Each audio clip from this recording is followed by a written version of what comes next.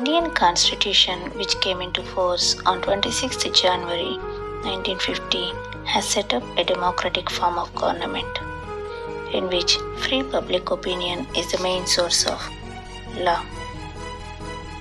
For conducting debates in Parliament, a detailed procedure of rules is followed. The rules are based on democratic principles. By these rules, it is ensured that everybody gets a chance to be heard and a proper decorum is maintained in the course of discussion. Let's have a glance at Parliament. Parliament consists of the President, Lok Sabha, and Rajya Sabha. The Lok Sabha is a house of the people because its members are chosen directly by the people. The members are elected for 5 years. The political party which has the majority of members in the Lok Sabha elects its leader, who is appointed as the Prime Minister of India by the President. On the advice of the Prime Minister, the President appoints other ministers. The Lok Sabha members elect one person from among themselves to preside over its sittings. This person is called the Speaker. The Speaker conducts the proceedings of the Lok Sabha impartially. The Rajya Sabha is the second house of Parliament. It is called the Council of States because it consists of representatives of the states. Besides 12 members who are nominated by the President on the basis of their contributions in the fields of literature, science, art, and social service, the rest of the members are elected by the members of legislative assemblies of the states. The Rajya Sabha is not subject to dissolution. 1/3 of its members retire on the expiration of every second year. The Vice President of India presides over the sittings of Rajya Sabha. Therefore, he is also known as the Chairman of Rajya Sabha. President. The Indian President is the head of the state and he is also called the first citizen of India. Articles 52 to 78 are related to the President. A proposed law is first introduced in Parliament in the form of a bill. When both the Lok Sabha and Rajya Sabha have passed the bill, it is sent to the President for his signature.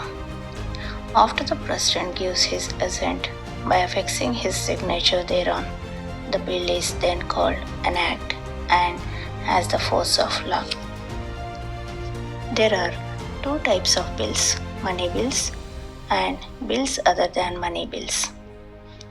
Any bill relating to income, expenditure is called a money bill. A money bill cannot be introduced in the Rajya Sabha. It must be first introduced in the Lok Sabha. After it has been passed in the Lok Sabha, the money bill is sent to the Rajya Sabha for return. The bills which are not money bills can be introduced in either house of Parliament. Every bill that is introduced in Parliament has to go through 3 readings in each of the houses. Introduction stage, class by class discussion on the bill. Bill as a whole is finally discussed and put to vote. Generally, the bills are passed in Parliament by a simple majority. It means that if 100 members are present in the House and 51 members are in favor and 49 are against, the bill is said to have been passed by a simple majority.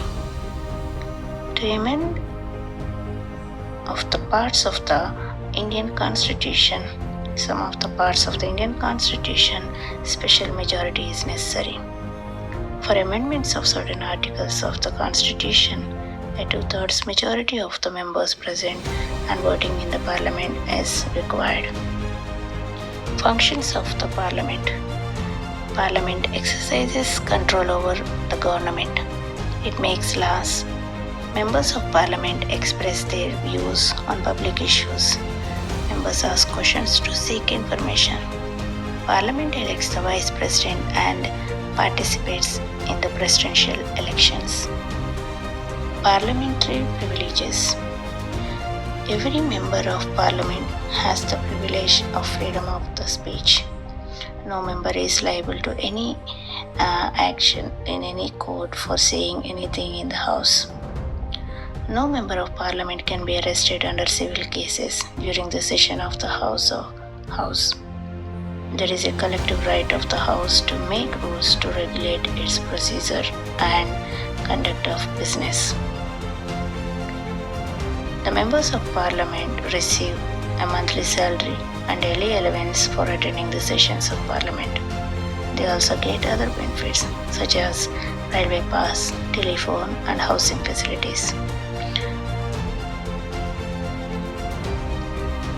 Citizenship is not a subject, it's a way of living. Therefore, its learning demands appropriate practice in the living of it.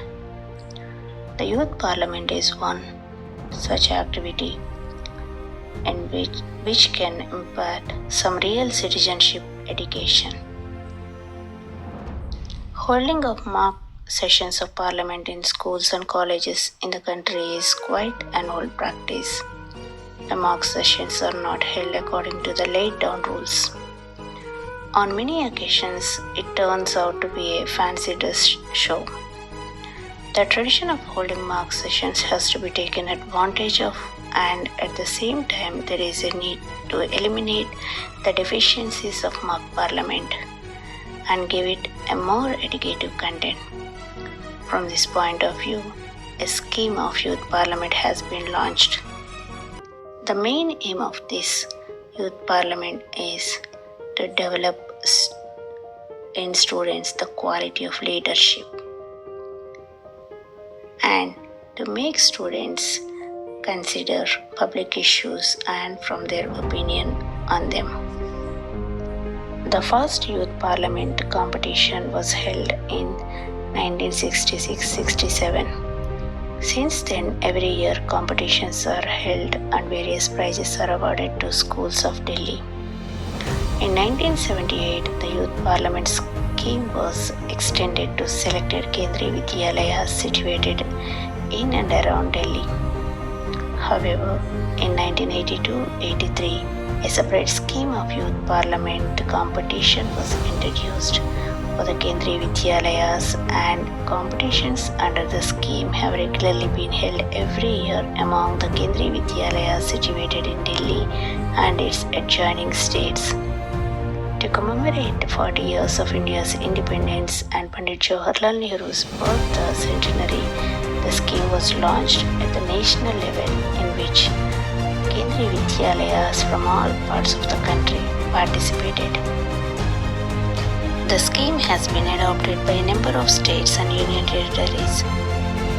The Ministry of Parliamentary Affairs is also extending all possible financial and technical assistance to the states and union territories to conduct these competitions in their schools. PMSHRI KV Machilipatnam is going to conduct Youth Parliament on 30th November 2023 in CCA Hall. Honorable Principal of KV Machilipatnam, Mr. Muhammad Asif Hussain, will be the chief guest for that prestigious Youth Parliament event.